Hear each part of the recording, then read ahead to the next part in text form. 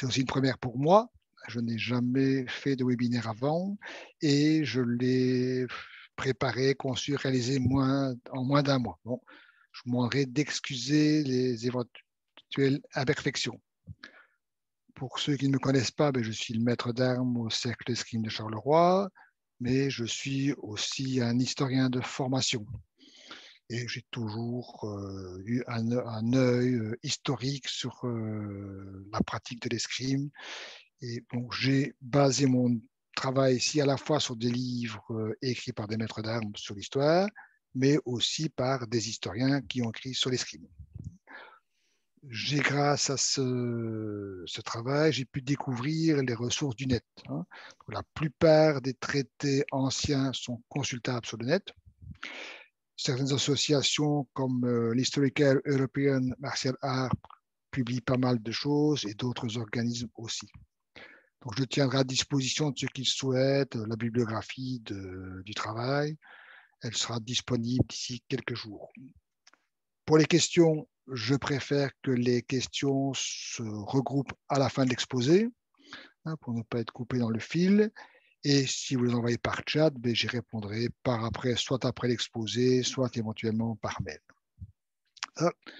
Donc, pour ne pas être distrait, je vais couper la vidéo et commencer l'exposé. Bien, donc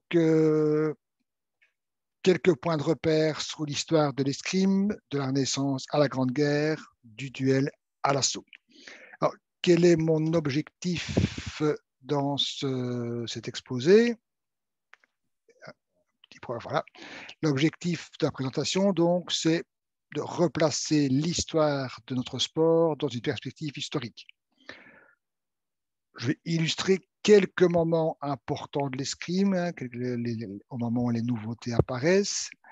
Je resituerai les principaux traités dans leur époque et j'essaierai de faire, dans la mesure du possible, le lien entre la technique des armes et la transformation de la technique de l'escrime.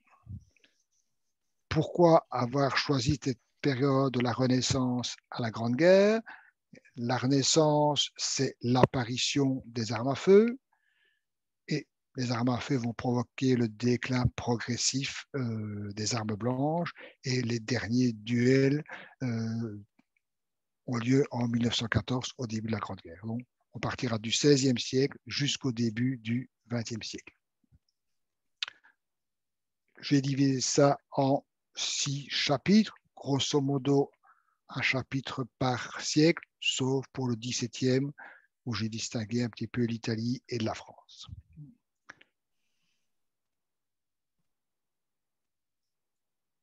Alors, on commence par le Moyen-Âge, la pratique des armes à la fin du Moyen-Âge. C'est illustré par une gravure de Dürer, gravure du XVe siècle. Vous avez le chevalier typique avec son casque, sa cuirasse, ses armes, etc. Alors, d'abord, quelques mots sur le mot escrime. Dans la littérature française, les chevaliers de la table ronde et la légende d'Arthur ont été propagés par Chrétien de Troyes. Et au fil de ses livres, on retrouve les mots escrimiseur, escrimiseur, escrimisor, qui signifie joueur d'épée. On retrouve aussi le mot escrimi, eskermi, qui lui signifie épée. Et tous ces mots dérivent d'un mot de l'indo-européen, skimrian, qui signifie se protéger. Ceux qui pratiquent l'allemand ou le néerlandais verront tout de suite le rapport entre skermen, skirben, etc. Bon, apparition d'un mot qui va faire fortune et qui va être le mot escrime. L'apparition du mot escrime, on le trouve dans un livre qui s'appelle Les Heures du maréchal Boucicaut. C'est un livre qui a été réalisé entre 1410 et 1415. Et là, ici, le mot escrime signifie bien combat. L'image qu'on a du Moyen-Âge, c'est l'image des tournois entre les chevaliers, entre le roi et ses seigneurs. Hein, ça les occupe entre les guerres. Mais ces tournois qui sont apparus au XIe siècle vont avoir tendance à disparaître ou être remplacés par ce qu'on appelle des carrousels équestres, des exercices équestres, etc. Et très rapidement, nous sommes au XVe siècle. Au XVe siècle, il y a en gros trois types d'épées. La forte épée, qui est une arme plus légère, ne pèse qu'1,50 kg. Elle est souvent cannelée, vous voyez ici, et elle est faite pour des coups de tranchant. Hein, l'arme tranche d'un côté ou des deux côtés. Hein. C'est une arme qui peut être tenue à une main, parfois à deux mains.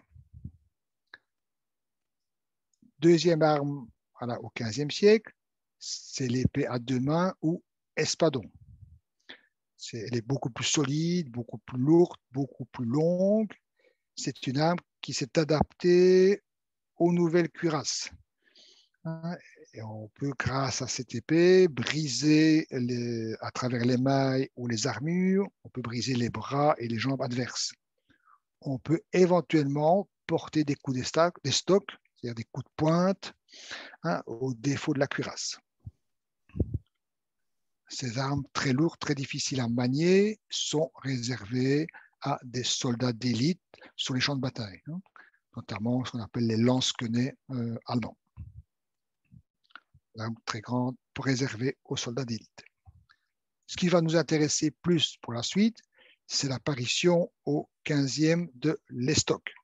C'est aussi une arme qui s'est adaptée au perfectionnement des armures. Ces armes sont faites avec un nouvel acier, une trempe particulière. La section va être carrée, triangulaire. C'est une arme extrêmement rigide qui est faite pour frapper de la pointe. Ces armes pouvaient atteindre 1,10 m. Donc, trois armes, la forte épée, l'épée à deux mains et l'estoc. Il y a aussi au Moyen-Âge des maîtres d'armes. J'en ai choisi de vous en parler d'un seul, Hans Talhofer, appelé l'ours de Souabe. Il vit au XVe siècle. C'est un maître d'armes originaire de la Souabe et qui est une région entre Stuttgart et Munich. Alors, on peut s'interroger sur son surnom, l'ours de Souabe. Il faut savoir qu'au Moyen-Âge, l'ours, c'est une grande et noble bête. Comme elle se tient debout comme l'homme, on considère qu'elle est intelligent, habile, valeureux, rapide, impressionnant, protecteur. Et donc, c'est le roi des animaux pour les gens du Moyen-Âge. Donc, on appelle Hans Talhofer l'ours de Souabe. C'est un qualificatif flatteur. C'est Hans Talhofer, que vous voyez là à droite, il nous a laissé 3 manuscrits, écrits de sa propre main. Et ces manuscrits sont enluminés d'un certain nombre de gravures qui nous permettent d'avoir une certaine connaissance de l'escrime au Moyen-Âge. Les Fechtbücher, donc des livres d'escrime. Les manuscrits de Talhofer et d'autres maîtres d'armes de l'époque ont montré que l'art de l'escrime à cette époque était beaucoup plus sophistiqué par rapport à ce qu'on pensait il y a 10 ou 15 ans. Et donc la mutation dont on va parler maintenant au XVIe siècle, elle ne part pas de rien. Alors, je vous montre quelques extraits du livre de Talhofer.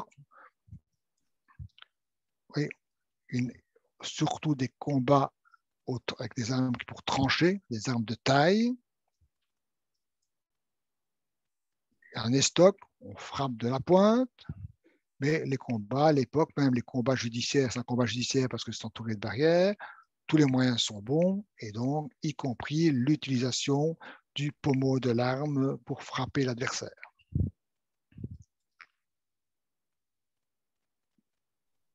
Il nous montre aussi quelques curiosités dans cet ouvrage. Par exemple, ici, un combat judiciaire qui oppose un homme et une femme. Et pour équilibrer le combat, l'homme est enterré jusqu'à mi-taille. il a une espèce de dague et la femme, pour se défendre, une espèce de fléau, un drap rempli de pierres, sans doute. À côté de ces qualités de maître d'armes, Talhofer est un petit peu un visionnaire, et je vous montre à titre de curiosité ce qu'on peut trouver dans son ouvrage. Il imagine par exemple des cloches pour s'approcher des murs ennemis. Il imagine avant Léonard de Vinci un scaphandre, donc, pour pouvoir aller sous l'eau, et avec un tuba ici en forme de plus ou moins de cornemuse. Et il invente même des machines de guerre, celle-ci qui, vu sa forme, est appelée l'écrevisse.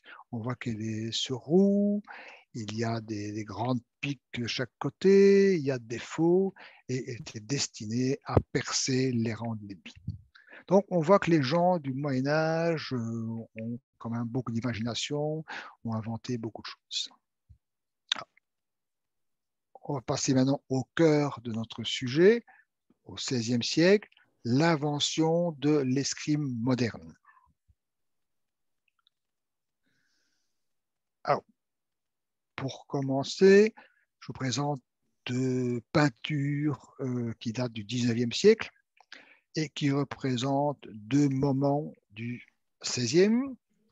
À gauche, vous avez le chevalier Bayard. Pour les plus jeunes qui ne connaissent peut-être pas, Bayard ou chevalier Bayard, c'est le type de chevalier français de l'époque, du XVIe siècle. Son surnom, c'était le chevalier sans peur et sans reproche.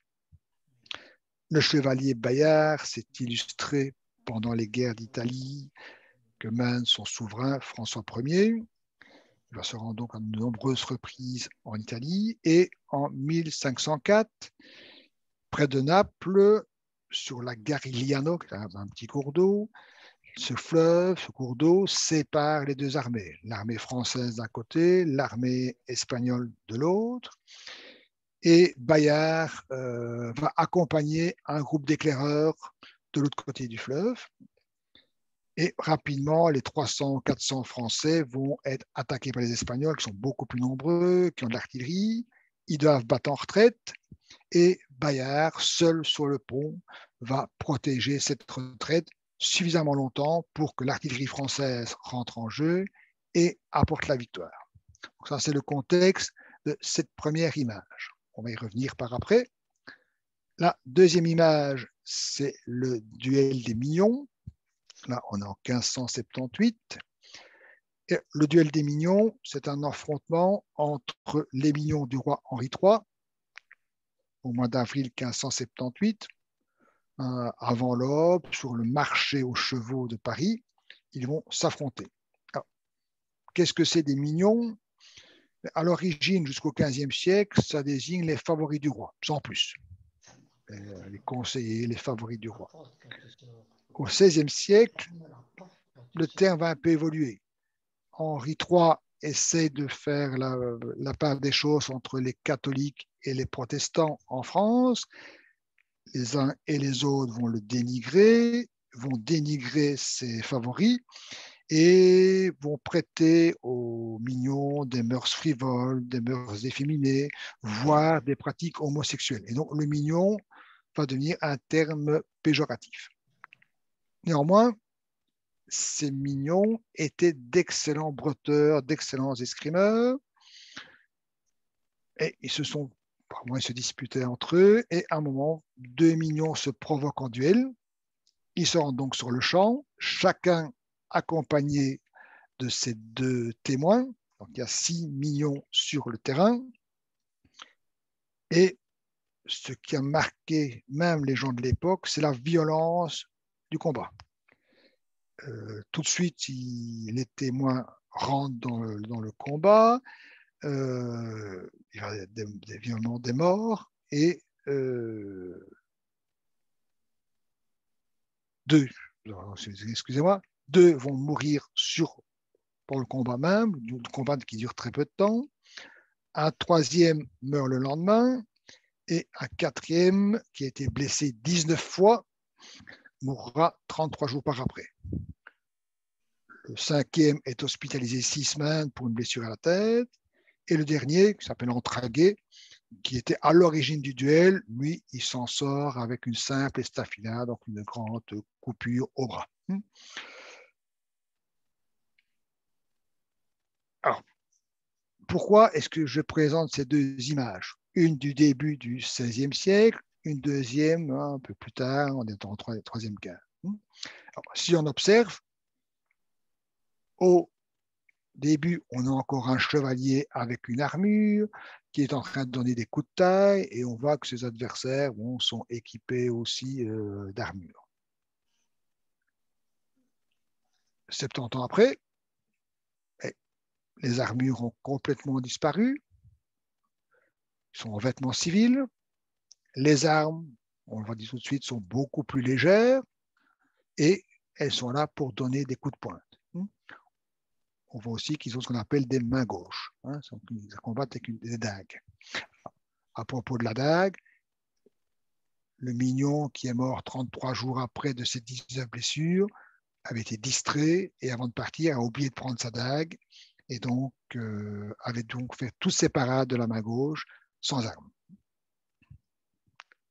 Voilà, donc on va maintenant expliquer comment on est passé de la première image à la deuxième. Alors, rapidement, le contexte de cette mutation. En 1453, Constantinople, qui était la capitale de l'Empire romain d'Orient, tombe aux mains des Turcs. C'est la chute de Constantinople. Cette chute était annoncée depuis de nombreuses années. On savait que cet empire allait disparaître et donc les élites de Constantinople, les nobles, les marchands, les intellectuels, avaient quitté la Grèce pour se réfugier en Italie. Et ils amènent avec eux toutes leurs richesses et parmi ces richesses, leur bibliothèque. Dans ces bibliothèques, qu'est-ce qu'on trouve? Mais on trouve des tas de manuscrits d'auteurs de l'Antiquité grecque, de l'Antiquité romaine. On trouve aussi certaines traductions faites par les Arabes. Et ils amènent tous ces livres en Italie. En Italie, on va redécouvrir des auteurs qu'on ne connaissait pas. Et ça va donner naissance à un courant qu'on appelle l'humanisme, un courant philosophique qu'on appelle l'humanisme. Simplement pour résumer l'humanisme, c'est un courant qui place l'homme au centre des préoccupations. Ce n'est plus Dieu, mais c'est l'homme. Au Moyen-Âge, c'était Dieu qui était au centre. Maintenant, c'est l'homme. L'homme qui est au centre de la création de Dieu. Et Dieu est symbolisé ici par le cercle, qui est la forme parfaite, qui n'a pas de début, qui n'a pas de fin, et donc est éternel comme Dieu. La terre est symbolisée par le carré, et donc l'homme est au centre de la terre, au centre de la création de Dieu. Les humanistes s'intéressent donc à l'homme, mais à l'homme dans toutes ses activités. Tout ce qui vient de l'homme ou que l'homme pratique les intéresse, et ils ont soif de connaissance, ils veulent tout connaître. Et on va pousser un sens pédagogique en s'intéressant aux activités intellectuelles de l'homme, mais aussi aux activités physiques. Donc, ils reprennent une phrase de l'Antiquité, mens sana in corpore sano, un homme sain dans un corps sain.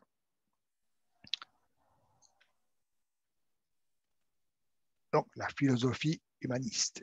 Je reviens encore quelques instants à la chute de Constantinople. Cette chute de Constantinople, les Turcs ont pu s'emparer de la ville relativement aisément parce qu'ils utilisent, ici à gauche de l'image, des bombardes. C'est l'ancêtre des canons. On voit que leurs adversaires ont des plus légères, on appelle des coulevrines. Ces énormes bombardes vont faire tomber les murs de la ville. Ce sont les armes à feu, ce sont les premières armes à feu. Et ces bombardes, pour la petite histoire, elles ont été construites en Allemagne. Et les Turcs les ont achetées à des marchands allemands.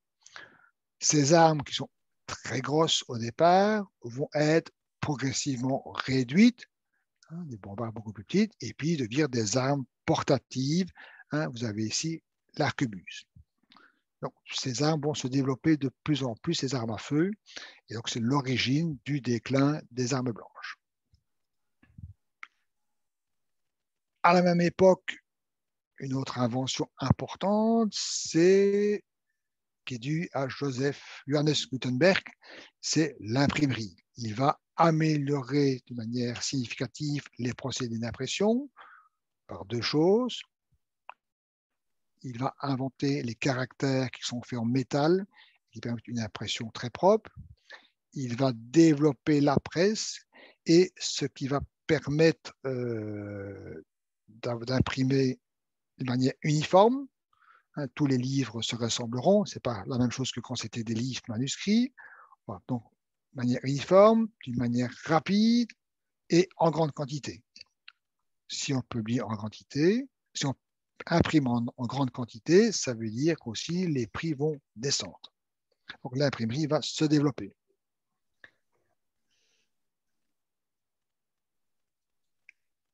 Et dernier élément, hein, c'est Martin Luther. Martin Luther qui donne naissance au protestantisme, ce qu'on appelle la Réforme. En 1520, Martin Luther c'est la rupture, il est excommunié par le pape. Et progressivement, dans toute l'Europe, il va y avoir ce qu'on appelle les guerres de religion.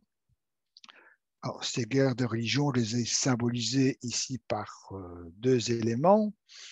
La Saint-Barthélemy, hein, ce qui est un massacre de protestants à Paris le 24 août 1572, la Saint-Barthélemy, un massacre qui dure plusieurs jours et qui puis va s'étendre dans une vingtaine de villes de province en France et qui va durer plusieurs semaines, plusieurs mois.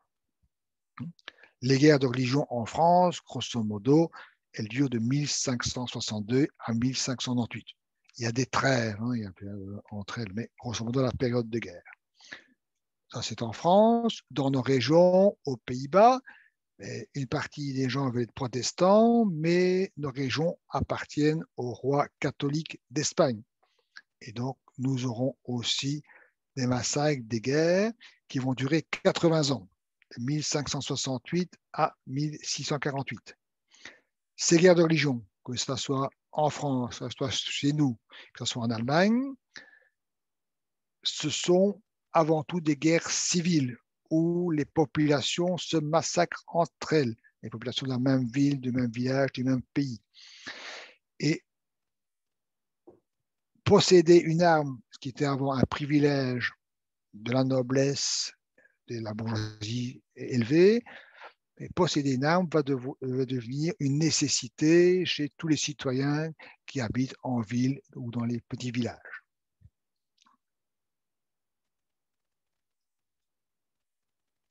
Et donc, ils sont tous avides de la nouvelle arme qui va apparaître, qui est la rapière. Hein, je reprends le terme qui est employé dans un livre, la rapière, une technologie pour tuer.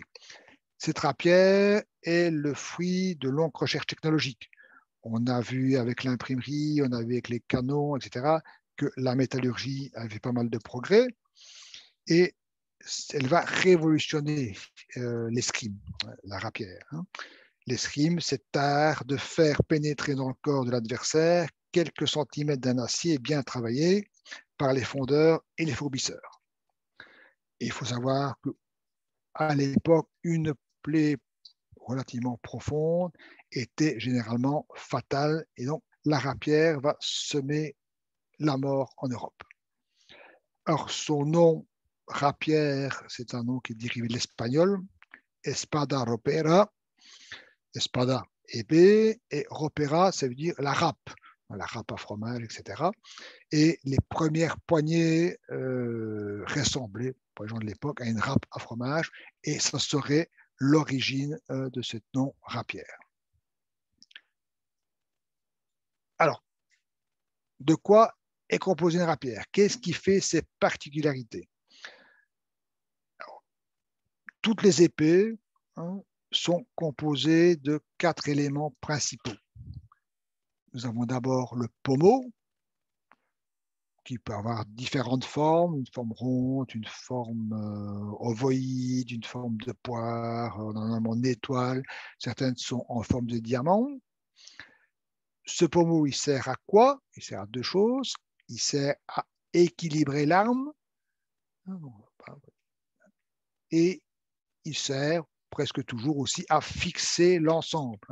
Ceux qui travaillent à la poignée droite, à l'épée ou au fleuret, savent qu'il faut resserrer le pommeau pour tenir les éléments de leur arme.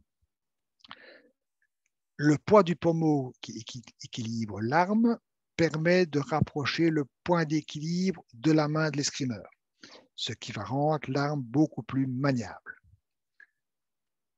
Au-dessus, vous avez le petit bouton, parce que la vis n'existant pas à l'époque, on devait mettre un rivet qui était frappé, cloué pour tenir l'ensemble. Le pommeau. Deuxième partie, la poignée. La poignée qui recouvre la soie de la lame. Alors cette poignée, elle pouvait être en cuir, elle pouvait être en bois, mais très souvent, elle était faite en fil de métal tressé, ce qu'on appelle un filigrane. Et ces filigranes permettaient aussi d'équilibrer l'arme, de répartir le poids entre le pommeau et la poignée, qu'on appelle aussi parfois la fusée.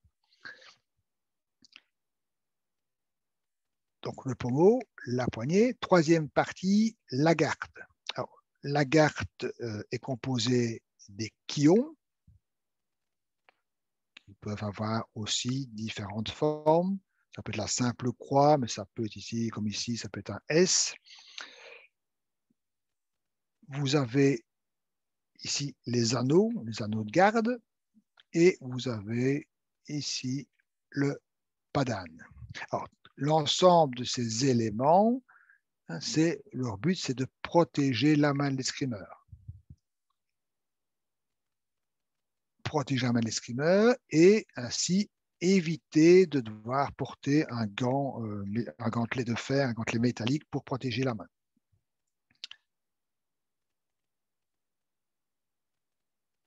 Alors, un élément intéressant ou important aussi, c'est ce qu'on appelle ici le ricasso. C'est l'endroit où le bretteur, l'escrimeur, va pouvoir placer les doigts. Il est très près du point d'équilibre, très près de la lame, et donc va permettre une préhension beaucoup plus efficace, notamment pour la précision des coups, et particulièrement la précision des coups d'estoc. Vous avez à droite la manière dont vous pouvez tenir l'arme.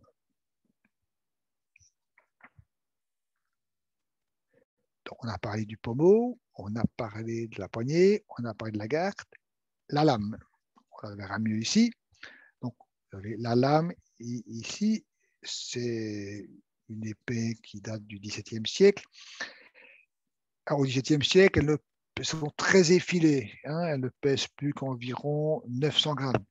Si j'ai une image d'épée du XVIe siècle, là, on serait à des poids beaucoup plus importants, 1,2 kg, 1,5 kg. Les armes du XVIe siècle avaient très souvent les deux tranchants et ont diminué au cours des temps. Les épées mesurent à l'époque, celle-ci mesure 1,7 m, on a des armes, des rapières qui vont jusqu'à 1,15 m. Alors, les évolutions vont se faire surtout autour de la garde. Une garde extrêmement torsadée. Vous avez ce qu'on appelle la garde Pappenheim, qui était inventée par un comte allemand, le comte Pappenheim. Ici, c'est des plaques de fer qui viennent renforcer et protéger la main. Très célèbre par sa forme, dans les capes et d'épée, c'est souvent le type d'arme qu'on voit, c'est l'épée à taza. Taza parce que la garde a une forme de tasse. On voit ici que la tasse est ciselée, les quillons sont torsadés. Remarquez, c'est la largeur entre les deux extrémités des quillons, c'est 30 cm. Donc pour bien protéger la main. Ces épées étaient très souvent accompagnées d'une main gauche ou une dague. Ici, c'est très travaillé, celle-ci avec des quillons qui font 29 cm. Et donc, les combats se déroulaient avec les deux mains. Dans la main droite, la rapière, dans la main gauche, la main gauche. Toutes ces armes, elles sont fabriquées par des forgerons, des armuriers, des fourbisseurs d'armes, de fer et d'acier pour donner une souplesse, la souplesse souhaitée aux armes. Le fourbisseur qui fabrique l'arme, il vient son nom de fourbir une arme, c'est parce qu'il était chargé de passer à la meule pour affiner, alaiser les lames brutes qu'on appelle des allumettes. C'est lui qui a le gros travail pour fabriquer, préparer la lame. Donc, une nouvelle arme, la rapière au XVIe siècle. Alors, où fait-on l'escrime au XVIe siècle, cette nouvelle escrime? Ce sont deux humanistes qui nous donnent des indices. François Rabelais, l'auteur de Gargantua, de Pantagruel, nous dit dans son ouvrage « Frappant à tort et à travers à la vieille escrime ». À tort et à travers, c'est des coups de taille. S'il y a une vieille escrime, il y a aussi une nouvelle escrime. Et où trouve-t-on cette nouvelle escrime? C'est un autre humaniste un peu plus tardif, Michel de Montaigne, qui nous raconte dans son journal de voyage en Italie, il dit « Nous allons apprendre en Italie à escrimer ». Donc, la Renaissance, dans tous les domaines artistiques, la peinture, etc., la littérature est apparue en Italie et l'escrime nouvelle, l'opéra nova, apparaît aussi en Italie. Elle apparaît plus particulièrement dans une région qui est Bologne, et l'école bolognaise d'escrime sera très importante au début du XVIe, durant le XVe et au début du XVIe. Alors, je vais vous présenter rapidement quelques traités avec une caractéristique de l'époque à chaque fois. Alors, premier traité, c'est celui d'Antonio Manciolino, et son nom ici au-dessus. Le titre, c'est l'Opera Nova, puis une série de caractéristiques. Et le livre est publié en 1531. Ce n'est pas le livre le plus intéressant, mais c'est le plus ancien traité d'escrime qu'on possède. Il y en a peut-être eu d'autres avant, dont on n'a pas de traces. Il existe aussi une série de traités dont on ne connaît pas la date. Mais bon, c'est un des plus anciens, si pas le plus ancien, donc 1531, premier traité d'escrime ici en italien. Qu'est-ce qui va caractériser les traités de l'époque? Non seulement ils utilisent le nouveau moyen de transmission de l'époque, l'imprimerie, pour pouvoir diffuser leurs idées, mais il y a une recherche pédagogique, comment enseigner l'escrime, et tous les savoirs qu'on a, essayer de les ordonner, de les rationaliser pour avoir un tout cohérent. Deuxième auteur ou deuxième escrimeur de cette école de Bologne, c'est Achille Marozzo. Son livre s'appelle aussi Opera Nova, l'œuvre nouvelle, mais c'est un volume beaucoup plus important. Il fait 320 pages, il développe toute sa théorie de l'escrime, que ce soit à l'épée, seul, l'épée avec bouclier, à l'espadon, à la pertuisane, des considérations sur le duel, etc. J'expliquais il y a quelques secondes qu'on voulait rationaliser l'escrime. Par exemple,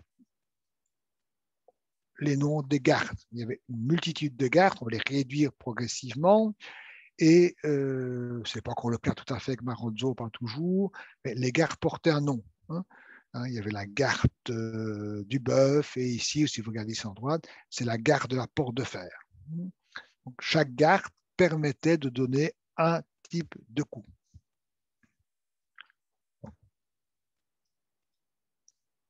Celui qui me semble le plus intéressant dans les auteurs de cette époque, c'est Camillo Agrippa, qui est véritablement un homme, un humaniste, un homme du XVIe siècle. Ces gens qui voulaient tout savoir, tout connaître. Il est à la fois architecte, mathématicien, ingénieur et escrimeur. Le titre de son livre, c'est Essai sur la science des armes. Et il le publie en 1553. je pense que c'est à partir de lui qu'on peut parler des fondements de l'escrime actuelle.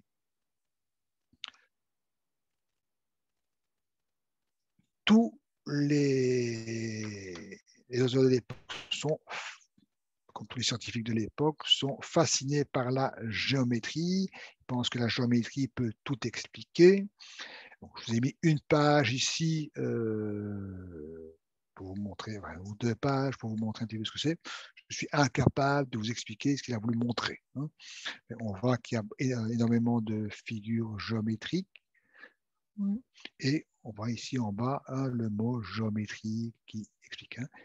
Il pensait pouvoir expliquer le monde par la géométrie.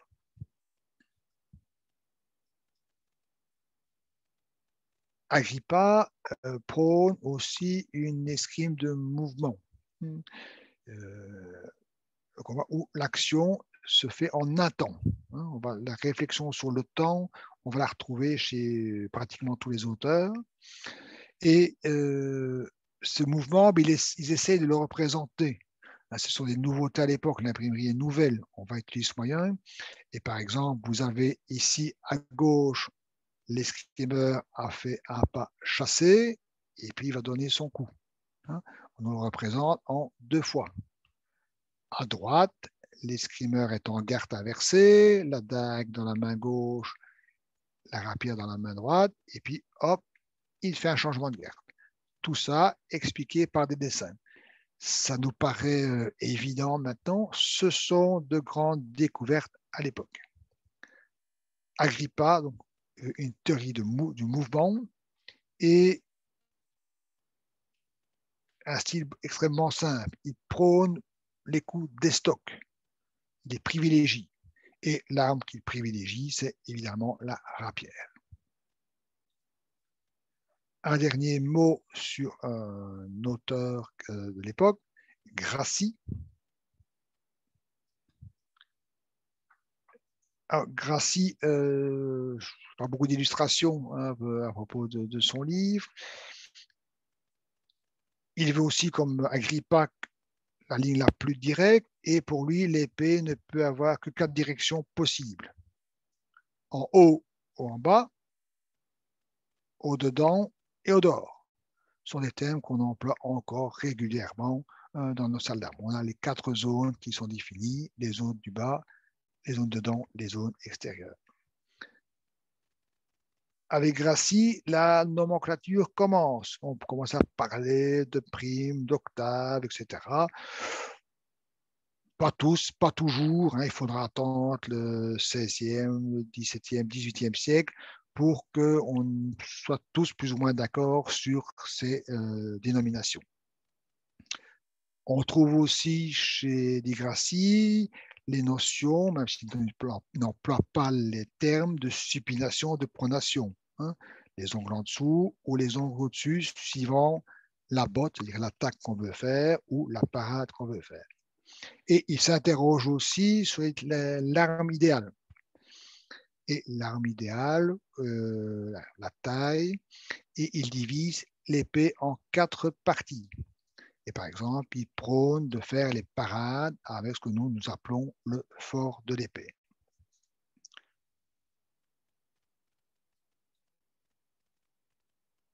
L'escrime quitte aussi l'Italie. Hein. On va parler des guerres d'Italie tantôt, donc il ramène un tas de choses, les Français, et il ramène des traités d'escrime. Et le premier traité d'escrime en langue française, c'est celui de Henri de Saint-Didier. On sait très peu de choses sur ce personnage. C'est pratiquement tout ce qu'on sait apparaît sur la couverture de son livre. Hein. Et on sait que c'est un gentilhomme provençal. Son livre est publié sous le règne de Charles IX, avec l'autorisation du roi. En France, la censure a été établie très tôt, et donc tous les livres doivent être publiés avec l'autorisation du roi. Et le titre de son livre, c'est le traité contenant les secrets du premier livre sur l'épée seule, mère de toutes les armes. Et vous voyez que le titre continue, va très loin. De très longs titres, c'est une caractéristique de l'époque. Saint-Didier, ce qui est très important dans ce livre, il y a des gravures, il y a 69 gravures, et à l'époque où il y a beaucoup de duels, ce livre a eu énormément de succès. Ce qu'il y a de particulièrement novateur, si j'arrive à faire tourner là, voilà ce que je voulais montrer, particulièrement novateur, c'est le côté pédagogique de son livre. Toutes les actions sont représentées par deux personnages, le lieutenant et le prévôt. Il y a chaque fois un nombre qui fait référence au texte. Le 43, ben vous avez l'explication ici. Le 44, vous avez l'explication ici. Comme toujours, ça nous paraît évident maintenant, ce sont des découvertes à l'époque. Et on peut regarder, on peut voir ici ce qu'il conseille. Tenez les ongles de la main qui tient l'épée en bas. Donc, il parle bien de pronation, même si on n'emploie pas le terme. Et on voit que sur la figure 44, le bretteur a les ongles en bas et bien en pronation. Autre grande nouveauté chez Saint-Didier, c'est l'utilisation de formes géométriques, de traces de pas avec des numéros pour indiquer les mouvements. C'est tout à fait novateur, ces références chiffrées pour expliquer un déplacement. Et enfin, pour terminer avec le XVIe siècle, c'est un maître d'armes allemand, sans doute moins important que les autres, Joachim Meyer, on ne connaît pas sa date de naissance, et il a publié ce qu'on appelle un Fechtbuch, un traité d'escrime. Alors, deux choses m'intéressent ici, sont dans les gravures. Mais regardez de nouveau le sol. On a toute une série de figures géométriques, ça ressemble un peu à nos cerceaux qu'on travaille au sol. Vous avez la marque des pieds, des lettres, qui vont pouvoir expliquer les choses. On voit que l'entraînement sur ce livre existe déjà. Et voilà, la deuxième image extraite de son livre. On voit toute une série de combattants. Ils ne se battent pas ici à la rapière. Ils se battent au grand bâton, ils se battent avec la hallebarde. Au sol, ce sont ce qu'on appelle les Dusak, ce sont des armes allemandes qui étaient même parfois en bois. Ce qui m'intéresse ici, c'est à l'arrière-plan, vous avez un flûtiste et un joueur de tambour. Alors, très peu parlé maintenant, mais tous les auteurs s'intéressent au rythme qu'il faut donner dans un combat. Et un des moyens pédagogiques qu'ils utilisent pour donner le rythme, c'est des musiciens qui jouent pendant les assauts, ici les assauts collectifs. Voilà pour le XVIe siècle. Donc, la naissance de la rapière, les premiers traités d'escrime, la diffusion des idées. Et on va passer au XVIIe siècle, que j'ai intitulé l'invention de la stoccata longa.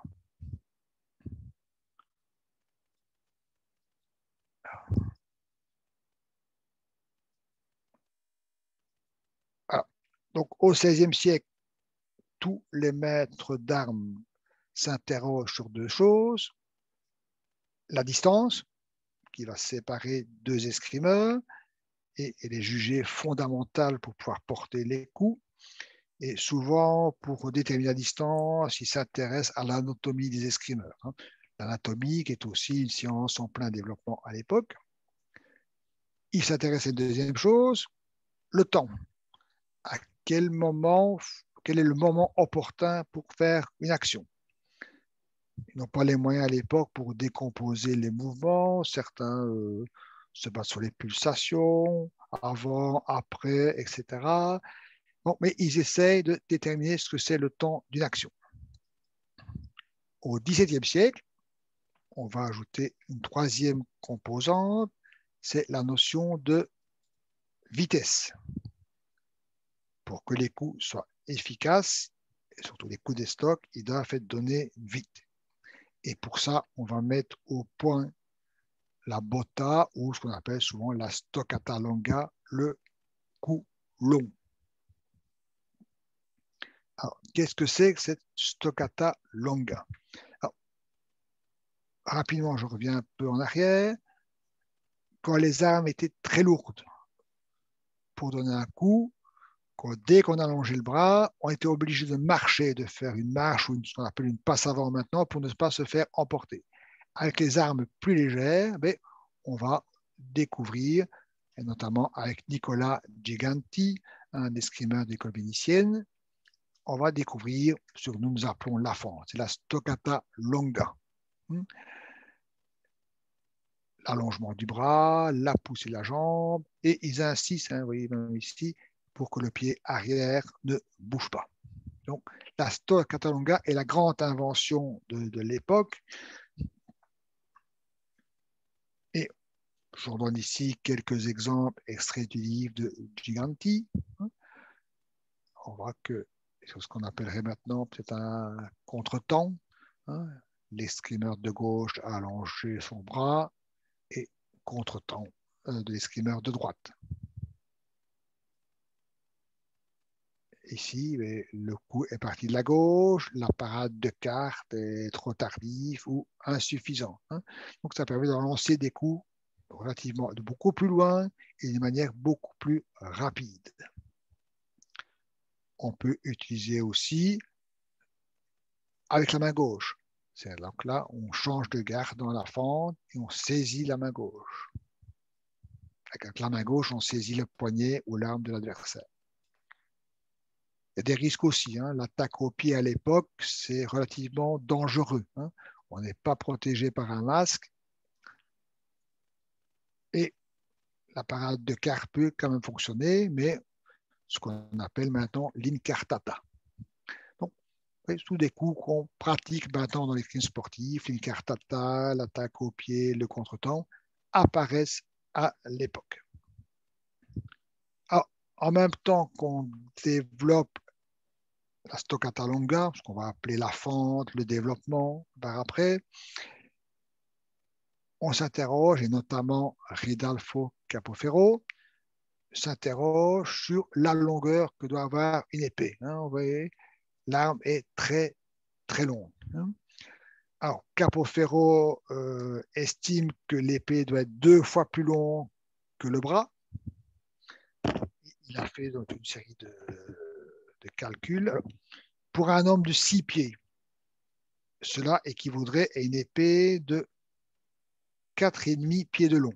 Alors, je ne sais pas quel pied il a utilisé, il y a plusieurs normes à l'époque. J'en ai pris une, c'est des proportions c'est intéressant. Donc, si un homme de 6 pieds de haut, c'est un homme d'1 mètre 95, c'est très grand pour l'époque, mais cet homme d'1 mètre 95 aurait une épée d'1 mètre 47. Alors, pour se fendre avec une épée aussi longue, je ne sais pas si c'est pratique. On voit ici l'épée prônée par Capoferro. Elle continue hors de l'écran. Et de nouveau, on retrouve toutes ces figures géométriques pour que conserver l'équilibre, l'harmonie de l'action. Donc, après avoir inventé la stoccata longa, on peut passer, si j'y arrive, à l'invention du fleuret en France. On passe là au XVIIe siècle. On a vu la stoccata longa en Italie. En France, ça va être l'invention du fleuret.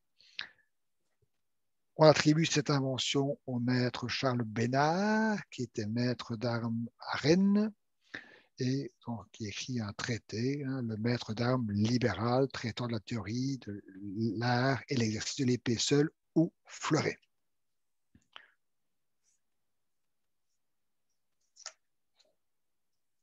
Alors, le fleuret, tout le monde sait ce que c'est un fleuret, je pense ici. Qu'est-ce qu'il y a comme caractéristique? C'est une arme à l'époque qui est dépourvue de tranchant. Donc, elle est faite uniquement pour les coups des stocks, et une section carrée ou triangulaire. Le fleuret n'autorise que les coups de pointe. La rapière était faite principalement pour les coups de pointe, mais il y avait deux tranchants et elle n'excluait pas les coups de taille. Alors, ce privilège de la pointe ajouté à la légèreté de l'arme va inciter les escrimeurs à avoir une escrime beaucoup plus efficace, beaucoup plus rapide, hein, et on a vu que la vitesse jouait un rôle important.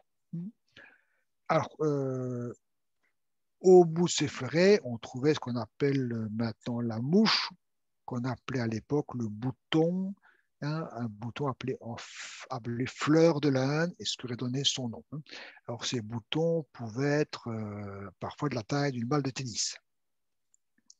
Mais ça va permettre de faire des assauts courtois, hein, à l'entraînement sans risque de blessure. Alors, Bénard, je ne vais pas vous lire ici la définition, mais il nous fait une définition de la mise en garde qui est pratiquement notre mise en garde actuelle. La seule différence, c'est que la jambe avant n'est pas pliée comme nous, pour une raison tout à fait pratique, c'est qu'on tient le visage qui n'est pas protégé par un masque extrêmement en arrière. Hein. Et simplement ici, on essaie de respecter des règles mathématiques pour expliquer la position de la main, la position des bras, etc. Philibert de la Touche, les vrais principes de l'épée seule, livre publié en 1670. Comme beaucoup de personnes à l'époque, on connaît peu de choses. On sait qu'il est né à Nevers. On estime qu'il a 40 ou 50 ans là-bas et donc qu'il serait né vers 1620. On voit qu'ici, à gauche de l'image, la couverture du livre, on voit les deux fleurets. Alors, pour lui, d'abord, pourquoi est-ce qu'il a écrit ce livre? J'oublie. Pourquoi est-ce qu'il a écrit son livre? En 1670, le roi Louis XIV recherche un maître d'armes pour lui et pour le dauphin. Et c'est à cette occasion qu'il va publier son livre. Il ne sera pas retenu. Hein, il ne deviendra pas le maître d'armes du roi. Mais quelques années plus tard, en 1677, il sera quand même le maître d'armes du dauphin. Alors,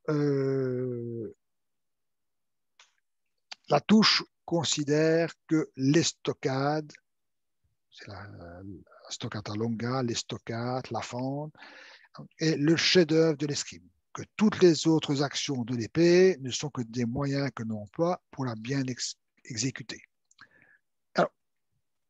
Alors, ici, on va lire quand même cette définition de l'estocade.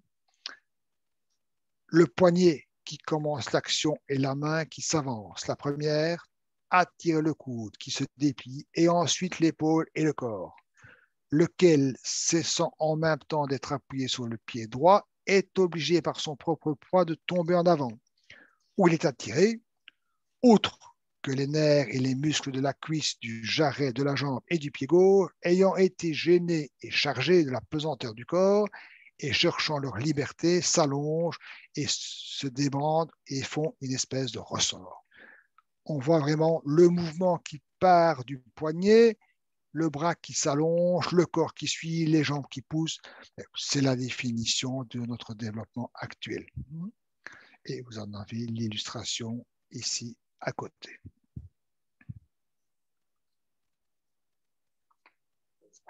Dernier maître d'armes dont je vais vous toucher un mot pour l'époque, le maître Jean Labat, hein, l'art en fait d'armes ou de l'épée seule.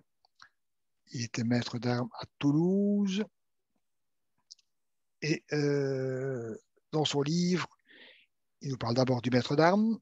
Il dit que le jeu du maître d'armes doit être net, suivi, rusé, agréable et utile, afin d'être également propre pour la salle et pour le combat. Hein, donc, il y a l'escrime est considéré comme un entraînement en salle, presque un sport, mais il y a aussi derrière l'idée du combat. Chose intéressante dans son livre, je ne vais pas vous le présenter plus que ça, il parle du prix des deux épées. C'est un concours qui était organisé à Toulouse pour les escrimeurs. Et dans ce règlement, il y a des tours de poule, il y a des éliminatoires, il y a ce que le jury doit regarder, etc.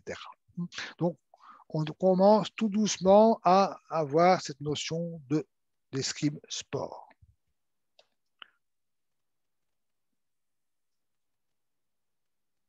Alors, dans ce livre, on retrouve, comme dans tous les livres du 16e et puis du 17e, le côté pédagogique. Vous avez une planche, j'ai pris celle-ci au hasard, j'ai choisi celle-ci plutôt. On vous montre d'abord ce qu'il ne faut pas faire, la garde médiocre, et puis on vous présente ce qu'il faut faire. L'épée doit être plus à plat, notamment pour éviter les prises de fer. Il définit le temps, le temps étant l'occasion la plus favorable à pousser l'ennemi de vouloir point faire dans la durée d'une action, une action contraire. Il définit la vitesse. La vitesse est le peu de temps qu'on met du commencement d'un mouvement à sa fin. Le temps, la vitesse et la mesure. La mesure se prend de nous à l'ennemi et de l'ennemi à nous. Ce que Rémi Delhomme appelle maintenant la distance d'attaque ou la distance de sécurité. C'est vraiment la distance qu'on choisit.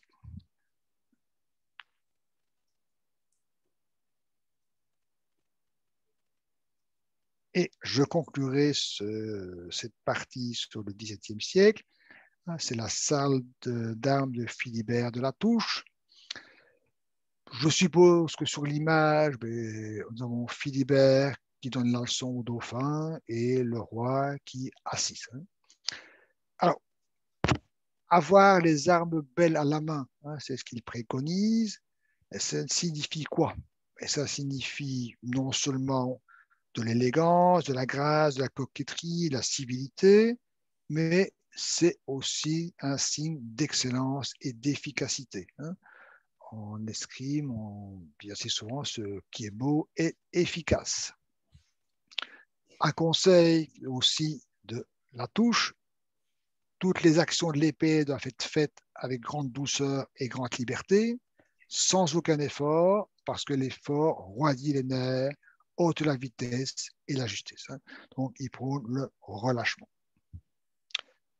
Donc, en conclusion, l'école française du XVIIe va populariser les stockades, la stoccata longa à fente, va développer un style très fluide, avec une économie de mouvement, et comme les traités sont publiés en français, que la langue française au XVIIe est une langue, grâce à l'Académie française, qui se stabilise, qui est très précise, progressivement, cette langue française va devenir la langue qu'on va utiliser en Angleterre, en Allemagne, où les termes italiens sont souvent remplacés par des termes français.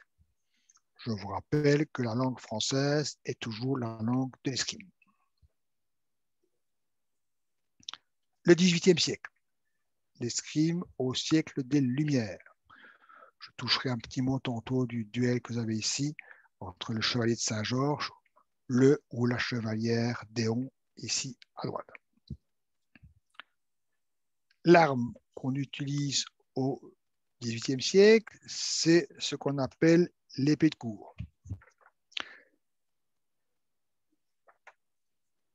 Elle est beaucoup plus courte que les épées qui l'ont précédée. Elle mesure 93 cm et donc elle va permettre une escrime plus rapide. Elle est aussi beaucoup plus légère, elle ne pèse qu'environ 300 grammes. Et elle est faite pour être tenue principalement par le pouce et l'index. Alors, ce qui symbolise le siècle des Lumières, c'est l'encyclopédie ou dictionnaire raisonné des sciences, des arts et des métiers, qui est publié par Diderot et d'Alembert entre 1751 et 1772. Ils ont l'ambition, comme encyclopédie, de présenter toutes les connaissances de l'homme Petite remarque, remarquez qu'il n'y a pas d'autorisation du roi et que ces livres sont publiés à l'étranger. Et l'article qui nous intéresse dans l'encyclopédie, c'est celui qui concerne l'escrime et la fabrication des armes. Alors, comme dans tous les articles de l'encyclopédie, on va sur place, on prend des dessins, on va présenter ici le fourbisseur, les différentes étapes de la fabrication d'une arme, les différentes armes qui existent à l'époque. Vous voyez, il y a plusieurs types d'épées de cours, plus ou moins longues, avec des poignées plus ou moins différentes. On vous présente les différentes pièces et on vous explique comment il faut les assembler. Alors, cet article escrime dans l'encyclopédie va déclencher une double polémique. Il apparaît dans un volume de 1765. Et donc, 1765 en France, on se situe 2 ans après la fin de la guerre de 7 ans. Guerre de 7 ans qui est considérée comme une première guerre mondiale. On s'est battu en Europe, mais on s'est battu aussi en Amérique. C'est là que les Français ont perdu le Canada. On s'est battu en Inde, où ils ont perdu toutes leurs colonies pratiquement. Et donc, en 1765, l'Angleterre n'est pas très bien vue à Paris. Et ce qui déclenche véritablement la polémique, c'est le choix de Diderot de confier cet article à un maître d'armes anglais, un Italien qui est installé en Angleterre, Domenico Angelo. On va en parler tout de suite de cela, et la réaction des Français.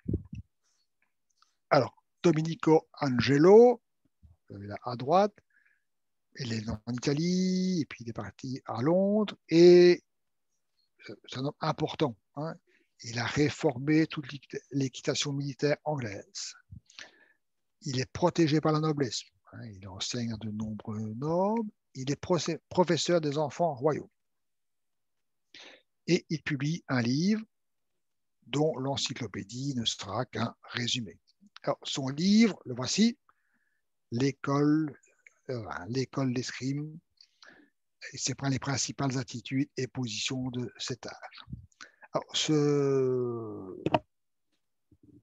c'est un livre extrêmement luxueux.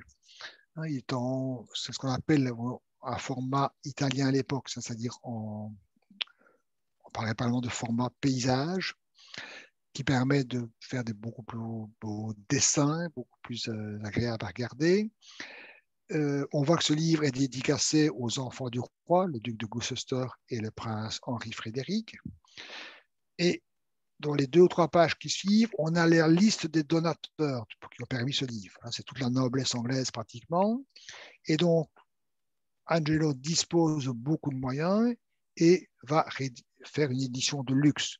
Les gravures sont splendides, ce qu'on appelle in life. Les attitudes, les proportions sont parfaites. Donc ce livre va avoir un très très grand succès. Je vous présente encore une autre gravure, ici, en carte, en tierce, etc.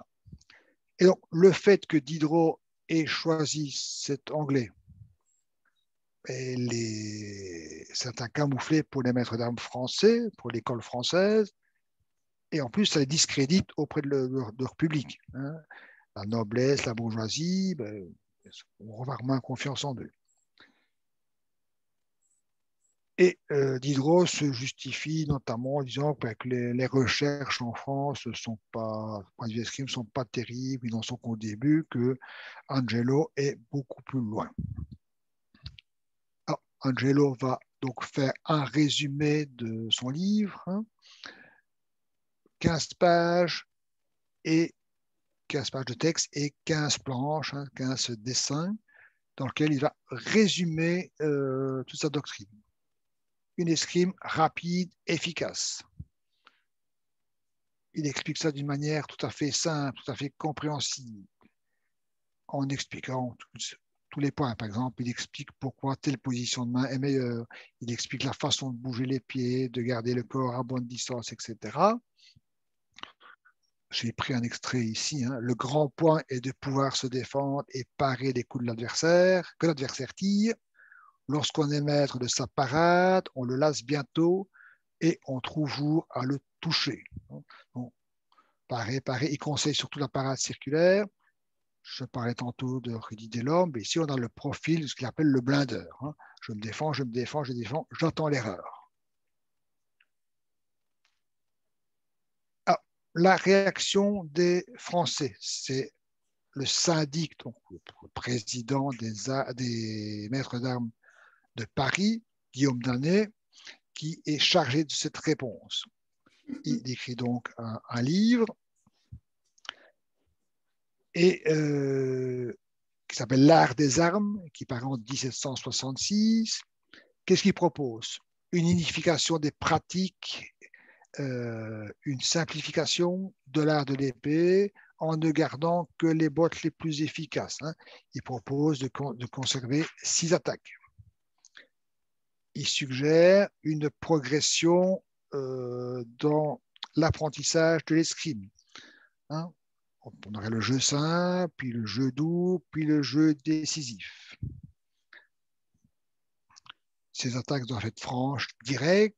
Il propose de travailler beaucoup sur la mesure et ce qui doit devenir important, c'est ce qu'on appelle le sentiment du faire, de connaître les réactions de l'adversaire par la seule jonction de notre épée à celle de l'ennemi.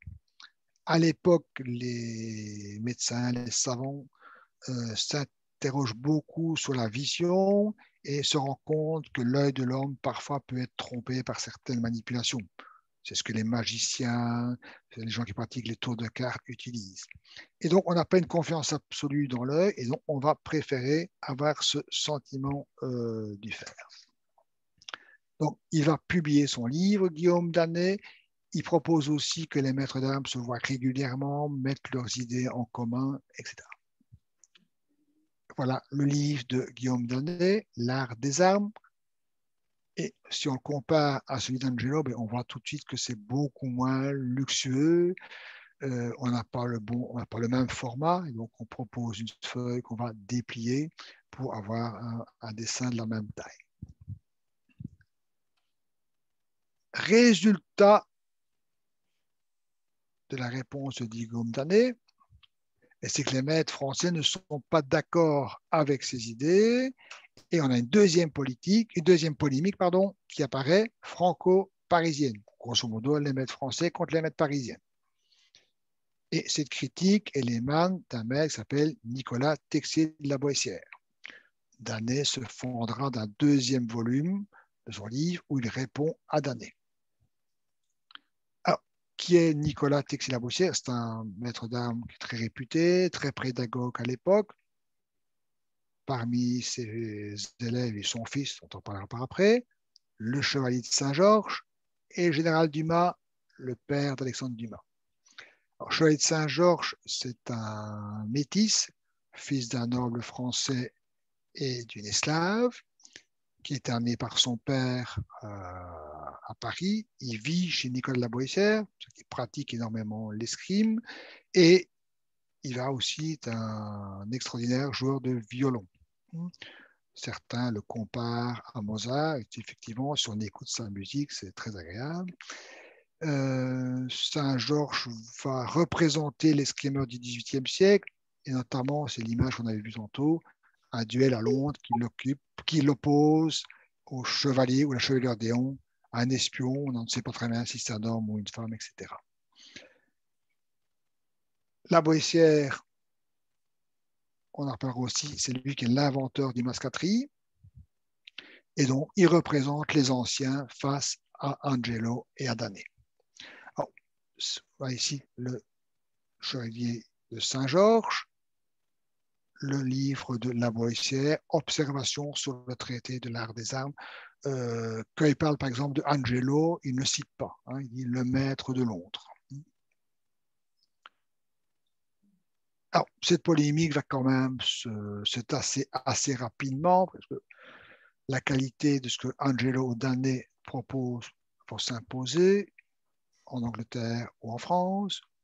Les deux écoles vont échanger entre elles. On voit même en 1771 un maître anglais, Olivier, publier un livre dans les deux langues. Le fils d'Angelo va venir enseigner à Paris. Danné va se voir récompensé, il va être nommé directeur de la nouvelle école royale d'armes. Et après la Révolution française, après l'Empire de Napoléon en 1817, Antoine Texier-Laboissière, donc le fils de Nicolas, publie un traité de l'art des armes, vous savez que ici à droite, où il reprend les théories de Danné en les rationalisant encore plus. Donc, 18e siècle, le fleuret se développe en France. On passe à une escrime beaucoup plus sportive, beaucoup plus gymnique. Et on va terminer avec le 19e, où il y a beaucoup de choses à dire, donc je ne ferai qu'évoquer quelques points. Donc, naissance d'un sport, le 19e siècle. Alors, je parle de naissance d'un sport et comme image, comme illustration derrière, je vous mets un duel. Mais c'est parce que au 19e, les deux pratiques vont se côtoyer. Hein. On va à la salle d'armes pour faire du sport, mais on a toujours la possibilité d'un duel en vue. Alors, la France du XIXe siècle, pour faire très simple, elle est en paix entre la fin du Premier Empire, 1815, et la Grande Guerre, 1914. Il y a les révolutions, il y a la guerre franco-prussienne 1871, mais grosso modo, c'est une longue période de paix. L'escrime est surtout enseigné dans les casernes, enseigné à l'armée. Et ce sont souvent des maîtres d'armes militaires, une fois à la retraite, qui ouvrent une salle d'armes. Et qu'est-ce qu'ils attirent dans ces salles d'armes? Soit à Paris ou dans les villes de province, la bourgeoisie financière, intellectuelle, qui vient à la salle. On travaille au plastron avec le maître, on fait quelques assauts à la main gauche, à la main droite, on commente ses assauts après avec le maître et ses partenaires, et à côté, vous avez souvent le bar où se termine la journée. Les salles d'armes sont un lieu d'amitié virile. C'est un endroit où les hommes se réunissent pour faire du sport, mais aussi pour éventuellement préparer un duel. La France a une particularité. Allez, le duel s'est pratiqué très longtemps. Je donne deux chiffres ici. Entre 1826 et 1834, il y a 228 duels suivis de mort. 228, c'est un tiers des duels qu'il y avait eu. Donc, il y en a deux tiers qui sont terminés par des blessures. Et entre 1870 et 1900, donc jusqu'au début du XXe siècle, on a une moyenne de 200, voire jusqu'à 300 duels par an. Et vous avez ici à droite un maître d'armes dont sa tenue caractéristique du 19e siècle. Alors, je n'avais pas trouvé une très belle gravure pour représenter la salle 19e. J'ai pris celle-ci, c'est une publicité pour une salle qui était à Paris en 1877. Et voyez, comme ce que je disais, on voit que des hommes qui pratiquent des exercices, mais ce qu'on ne voit pas ici, c'est deux masques. Le masque d'escrime a été inventé et on voit aucun des pratiquants ne le possède. Alors, le masque d'escrime, voilà un des plus anciens. Celui de la Boissière, on avait uniquement, parce que les photos n'étaient pas présentables, on avait uniquement le treillis et la languette ici derrière. Tout le cuir, tout ça n'existait pas. Alors, tout doucement, les masques vont être améliorés. Alors, on l'a dit tantôt, c'est la Boissière qui a inventé le masque à la fin du 18e. Et c'est une invention qui a eu pas mal de réticences dans les salles d'armes. Certains refusaient pratiquement de le mettre, refusaient carrément de le mettre parce que par forfanterie, il était assez fort, aussi par coquetterie au 18e, avec ça dérange la perruque qu'on porte sur la tête, Les visages poudrés, on ne les voit pas avec un masque, donc on préfère tirer sans masque.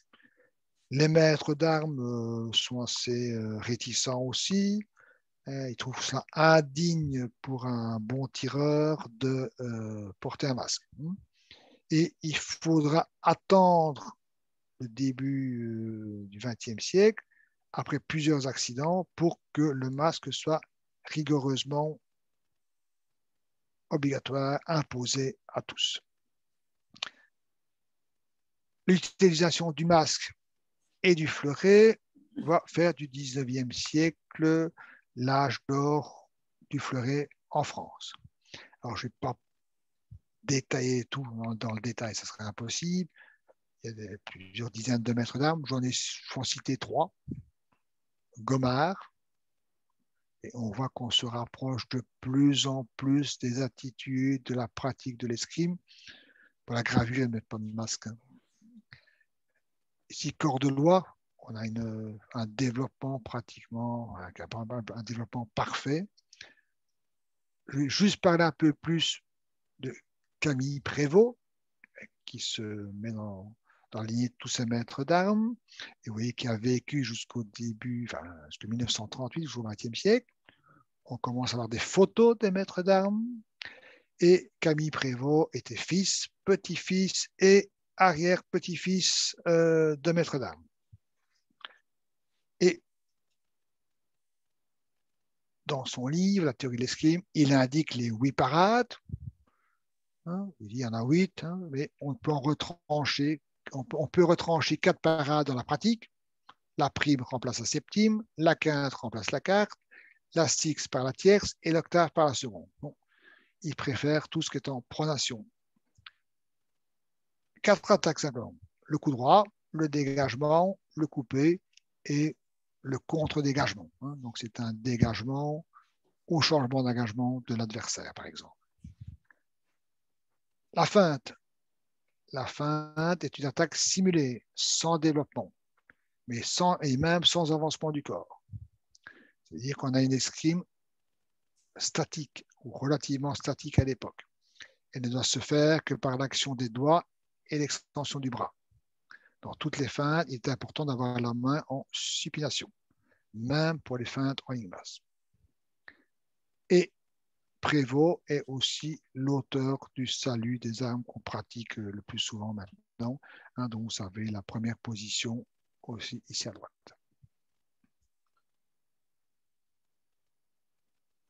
Ces assauts au fleuret, à l'épée, au sabre, on en trouve dans cette période de paix, je l'ai dit tantôt. Il y a des concours, des assauts de démonstration, des galas philanthropiques où aussi c'est au profit des pauvres, on donne des assauts. L'escrime est pratiqué à l'époque par une classe sociale aisée, la bourgeoisie, la noblesse et les militaires.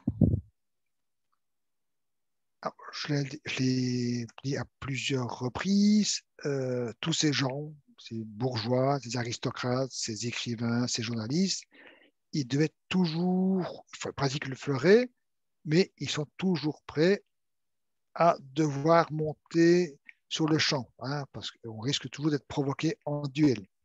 Et qu'est-ce qu'on a constaté au fin du 19e? Que les meilleurs fleurettistes, parfois, étaient battus par des gens qui n'avaient jamais tenu une épée avant. Et donc, une nouvelle technique va apparaître fin du 19e, une escrime qu'on appelle une escrime de terrain, une escrime pratique. On modifie d'abord la garde du fleuret, on développe un jeu plus sobre, la cible n'est plus seulement le tronc, mais aussi le bras, les jambes, on multiplie les coups d'arrêt, on bouge plus, c'est une escrime beaucoup moins statique. Et finalement, on met au point, vous avez ici à droite, l'épée de duel, qui ressemble à l'épée qu'on utilise actuelle, une lame triangulaire, une large coquille pour protéger la main. Et l'objectif, c'est être le premier à toucher l'autre, souvent au bras et à l'avant-bras, sans être touché si possible. Et les duels sont de moins en moins mortels. Il y en a toujours, mais ils sont de moins en moins mortels. En voilà une image. Alors, j'ai choisi cette image. Pourquoi? Je parle peu mortel. On voit que le coup là arrive au visage. Comment c'est dangereux. Mais c'est parce que il va y avoir une énorme polémique, dont je ne ferai pas les détails ici, entre les défenseurs du fleuret de l'escrime conventionnelle, notamment Camille Prévost parmi ses défenseurs, qui vont s'opposer aux promoteurs de l'escrime pratique, les épéistes, dont un des représentants sera Jean-Joseph Renaud. Cette polémique va apporter beaucoup de choses à l'escrime, mais on n'a pas le temps de l'expliquer ici. L'escrime devient un sport et la preuve, en 1896, aux premiers Jeux olympiques réorganisés, rénovés par Pierre de Coubertin, 4 pays sont représentés à l'escrime, au fleuret, c'est ce qu'on voit ici, et au sabre. Il faudra attendre les Jeux olympiques de 1900 pour voir apparaître l'épée. Ça se passe à l'extérieur, vous voyez, hein, les précédents aussi, dans les jardins des Tuileries. Vous avez les deux adversaires, vous avez les jurys, les assesseurs et les jurys, et le président de jury ici à gauche. Hein.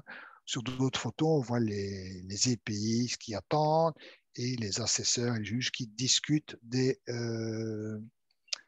la touche, l'attribution ou non de la touche.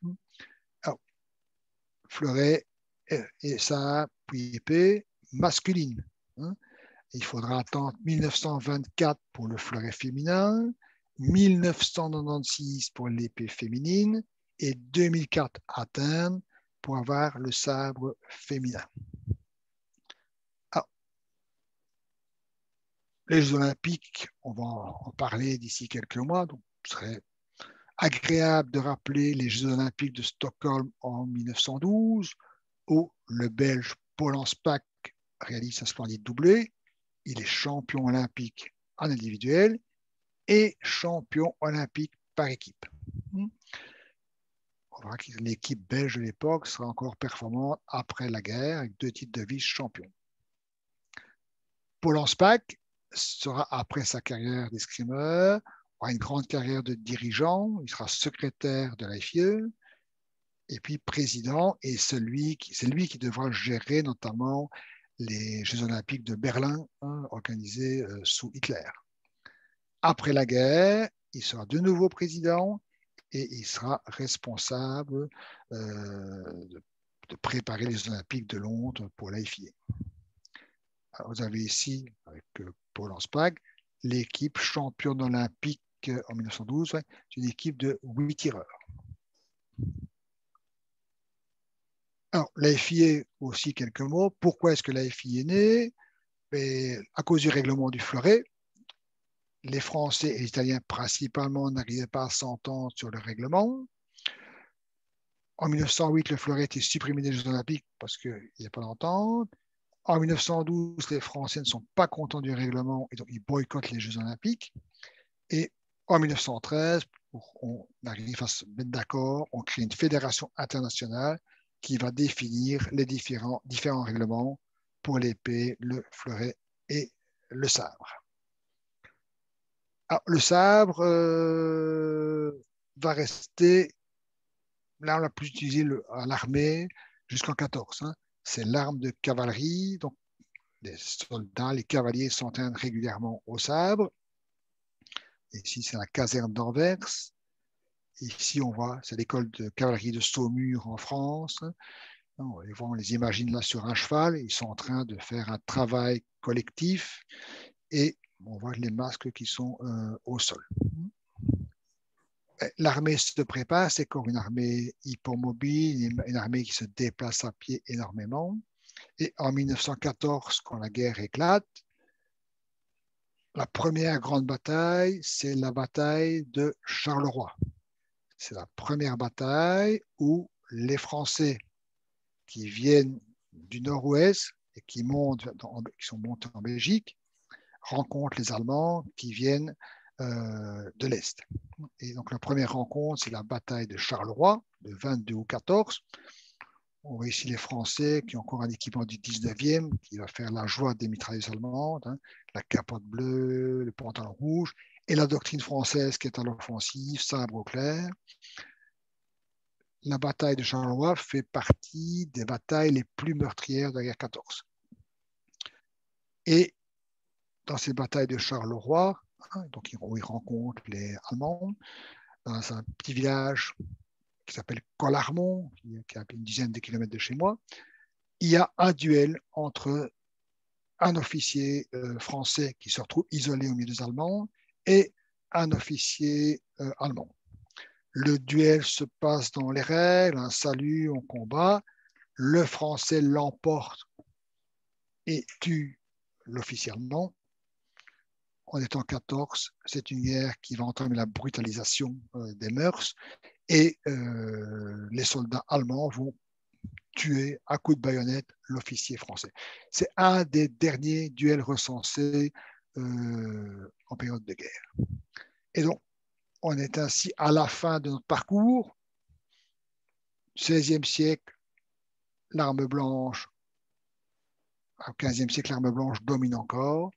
Elle est remplacée par les armes à feu et disparaît ici en 14. Alors, pour terminer l'exposé, je vous ai dit, on est à quelques mois des Jeux Olympiques, donc je voudrais quand même qu'on pense à notre tireur qui pratique l'escrime pratique, l'épée, l'escrime conventionnel, le fleuret et le sabre qui rejoint. Donc, tous mes voeux pour que j'espère qu'ils pourraient se qualifier tous les 5. Voilà, je vous remercie de votre attention. Je remercie la Fédération de m'avoir fait confiance, ainsi qu'à Fred Fenoul. J'espère que je n'ai pas été trop long, que je vous ai appris quelques petites choses. Et je veux associer à ce travail ma fille qui a assuré toute la partie montage et la partie technique. Sans elle, j'aurais été incapable de le réaliser. Donc, je suis ouvert maintenant à vos questions. Merci Jean-Louis. Je ne sais pas si vous avez des questions. Mais... Ou par chat ou oralement. Voilà. N'oubliez pas de rallumer les micros avant de poser la question, parce que sinon on ne va pas l'entendre. Oui, bonjour Jean-Louis. Stéphane Bignot. Bonjour Stéphane. Oui, bonjour Jean-Louis. Bonjour et d'abord merci pour cet exposé. Donc, très intéressant. J'ai juste une petite question parce que tu as évoqué le premier recueil d'escrime au XVIe siècle là, par le maître italien dont je n'ai pas retenu le nom. Manciolino. Manciolino, oui, voilà. Oui. Mais et juste avant, tu avais évoqué le maître allemand qui a fait 3 livres. Oui. Pourquoi tu dis que l'italien qui vient après... J'ai peut-être un peu raccourci, inventaire. Donc, les Talhofer, ce sont des traités, mais qui sont manuscrits. Il les a écrits de sa main et on en a 3 exemplaires uniquement. Manciolino, c'est les premiers traités imprimés. J'ai sans oublier de le mettre. Voilà. L'imprimerie qui va permettre justement de diffuser une multitude de volumes. Talhofer, on a 3 volumes. Je ne sais pas si beaucoup de gens, même à l'époque, on peut les lire, etc. Oui, et les Talhofer, les 3 manuscrits ne sont pas tout à fait identiques. Il y a des petites différences. Il a parfois rajouté certaines choses. Les dessins ne sont pas, puisque ce sont des dessins manuscrits, ne sont pas les mêmes, etc. Voilà. Okay. Petite précision. Merci de ta question. Ça me permet de préciser quelque chose. Bonsoir maître. Merci aussi pour la présentation. J'ai une petite question aussi. Oui. Au XVe siècle, vous parlez à un moment donné de combat judiciaire. Oui. Alors je suppose, parce que vous n'avez pas précisé, je suppose que c'est à la suite d'un jugement, quelque chose comme ça. Donc il y a 2 types voilà. de Donc ça remonte au Moyen-Âge, qu'on appelait aussi les jugements de Dieu. Qu'on n'arrivait pas à prouver les arguments pour l'un ou pour l'autre, mais on remettait ça dans les mains de Dieu, dont le nom au départ, jugement de Dieu, et les 2 adversaires s'affrontaient et on supposait que Dieu allait aider celui qui détenait la vérité. Étrangement, Dieu soutenait toujours le plus grand, le plus fort, le plus violent.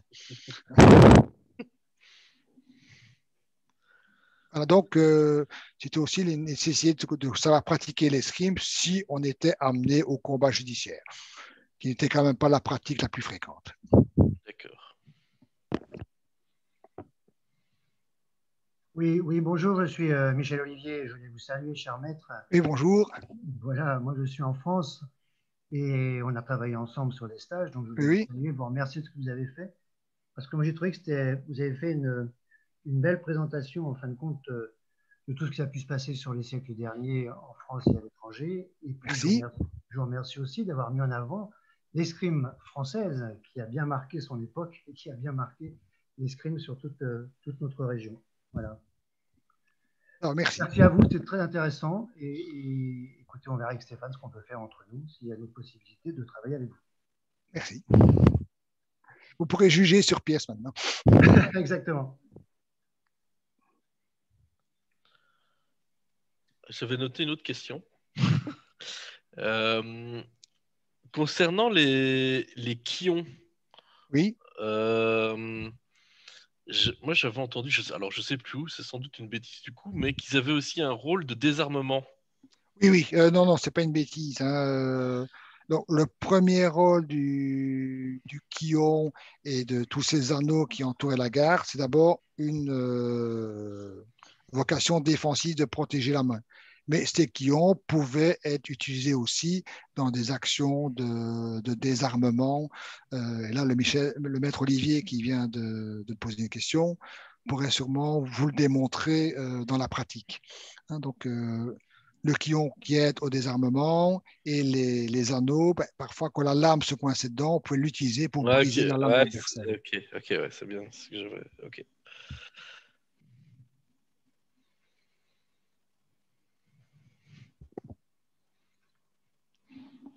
Je ne sais pas s'il y a d'autres questions. Je n'ai pas consulté le chat, donc je ne sais pas si. J'en avais encore une. Oui, vas-y. Au moment des guerres de religion, à un moment donné, alors je sais plus l'auteur. Vous avez mis deux illustrations. Il y en a une sur le côté gauche où il y avait énormément de personnages avec des lances. Oui. Alors que je pense au niveau de la chronologie, vous aviez dit que c'était plutôt le début des armes à feu. Donc, est-ce que peut-être, c'était le peuple, ils n'avaient pas encore peut-être d'armes à feu au niveau du coup et tout ça? Donc, c'est le massacre de Saint-Barthélemy. Oui, c'est ça, voilà, exactement. Donc, ce dessin, je ne sais pas si j'arrivais à revenir sur l'image, je peux expliquer. Donc, la peinture, elle était faite par c'est François Dubosc ou Dubois, l'auteur de la peinture. C'est un des protestants qui a réussi à échapper au massacre, qui s'est réfugié en Suisse. Et donc, il essaie sur la peinture de représenter un maximum de scènes qu'il a vécues. Et donc, beaucoup les armes à feu, on tire un coup et puis c'était tout.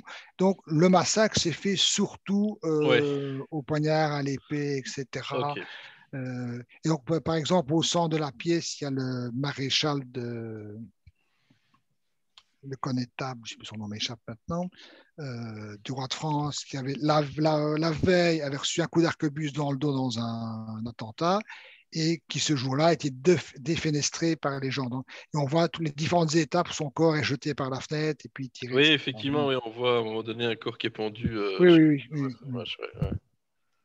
Donc, je voulais illustrer avec les deux images, c'est la violence de l'époque, la violence de ces guerres de religion et la nécessité que les gens, les bourgeois, avaient de s'armer, et non seulement de s'armer, de savoir utiliser leurs armes. Hein. Il y avait différents types d'armes. J'ai même vu une fois dans un musée ce qu'on appelle une épée d'oreiller. Donc, c'est une épée relativement courte qu'on pouvait glisser sous son oreiller pendant la nuit. Quoi.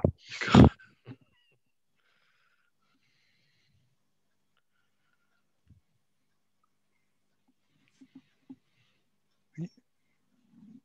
Est-ce qu'il y a d'autres questions? Si des questions venaient après, ou n'hésitez pas à me contacter, je ferai mon possible pour vous répondre. Et donc, c'est ce que j'ai dit. Hein. Je n'ai pas eu le temps de mettre la bibliographie au net, au propre. Hein. Je vais regrouper les différentes sources que j'ai utilisées et elles seront disponibles pour tout le monde. Très bien. Je pense qu'on va pouvoir conclure. Oui. Merci beaucoup pour le travail. Merci, Fred. Merci à toi de m'avoir fait confiance. Clairement, il y a eu du travail. Puis quand tu m'as dit que tu n'étais pas sûr de maîtriser les outils informatiques et les supports, je crois que je peux remercier ta fille parce que le résultat est plus qu'assez incroyable, surtout compte tenu du temps que vous avez eu pour faire ça. Donc, merci et félicitations à tous les deux. J'espère que ça a plu au public. J'espère. Moi, ça m'a plu de le faire. Hein. Ça, c'est certain. Ça me redonne l'envie et c'est de trouver le temps pour retravailler l'histoire de l'escrime. Voilà, pour le timing, tu as été à peu près quasiment à 5 minutes près dans le timing que j'avais proposé, donc aucun souci là-dessus. Merci beaucoup. Merci à toi. Je vais vous libérer, vous souhaitez à tous une bonne soirée. Bonne soirée à tous. Voilà, il y aura d'autres séminaires, de webinaires sur d'autres sujets, mais si de façon générale la thématique vous intéresse, alors que ce soit d'un point de vue purement culturel ou même dans la pratique, n'hésitez pas à faire remonter ça vers la fédération. C'est une composante de l'escrime qui est assez peu développée en Belgique, mais s'il y a de la demande, on aura sans aucun problème la possibilité de voir dans quelle mesure on peut développer tout ça. Il y a de la matière et il y a pas mal d'historiens dans les escrimeurs. Tout à fait. Merci beaucoup. Voilà. Merci, bonne soirée à tous. Merci beaucoup. Au revoir. Et à bientôt. Au revoir.